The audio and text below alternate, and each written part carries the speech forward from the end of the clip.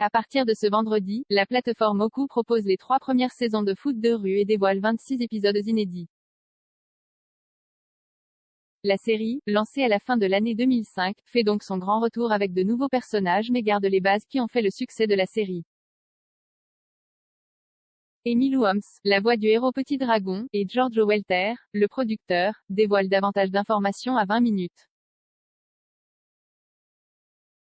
À Boulogne-Billancourt, derrière une porte en bois, une cabine insonorisée. À l'intérieur, un personnage de dessin animé court à vive allure pour de vrai, ou presque. Il s'agit en fait d'Emile Holmes, la comédienne qui prête sa voix à Petit Dragon, le héros de la 4e saison de Foot de rue. Bouche fermée, elle mime les gestes du petit garçon qui s'affiche à l'écran et balance ses bras d'avant en arrière. Pour que ce soit réaliste, on est obligé de le reproduire. Tout en restant dans l'axe du micro, évidemment, sourit-elle après sa séance. Pendant environ un an, la comédienne s'est glissée dans la peau de Petit Dragon et de quelques autres personnages secondaires. Elle et lui se sont trouvés tout de suite, instinctivement. Emile Holmes a essayé de coller à l'identité de son personnage qu'elle a découvert au moment des essais. J'ai regardé les scènes et puis je me suis dit qu'on allait essayer ça, décrit-elle. Je joue le rôle de plusieurs petits garçons dans des séries différentes mais il y a un truc qui fait que ce n'est jamais la même chose. Pas de bond dans le temps à l'extérieur de la cabine de doublage, le producteur Giorgio Welter est épaté par la rapidité d'exécution de l'actrice. En une prise, elle enregistre une vidéo qui servira de présentation de la série animée.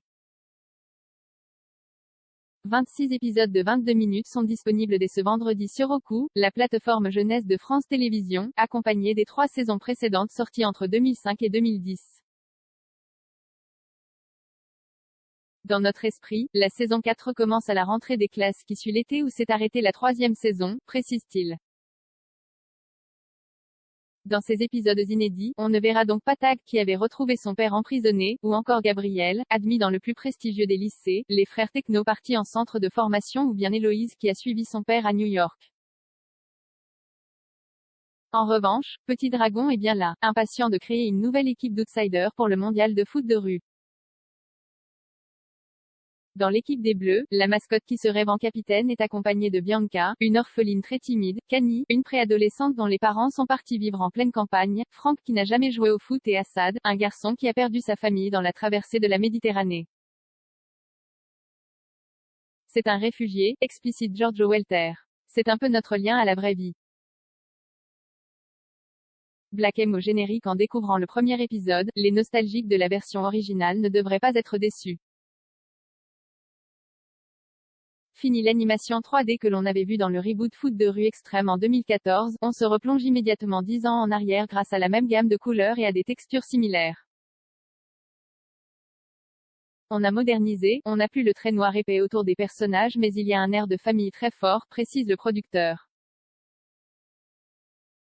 Au moment où le projet s'est monté il y a quasiment 20 ans, la série animée reposait sur une adaptation très libre de La Compagnie des Célestins de l'auteur italien Stefano Benni. Le récit retranscrit les aventures d'un groupe d'enfants échappés d'un orphelinat pour participer au championnat du monde de foot de rue. Aujourd'hui, la trame est quasiment la même et l'Institut Riffler rouvre ses portes avec de nouveaux visages.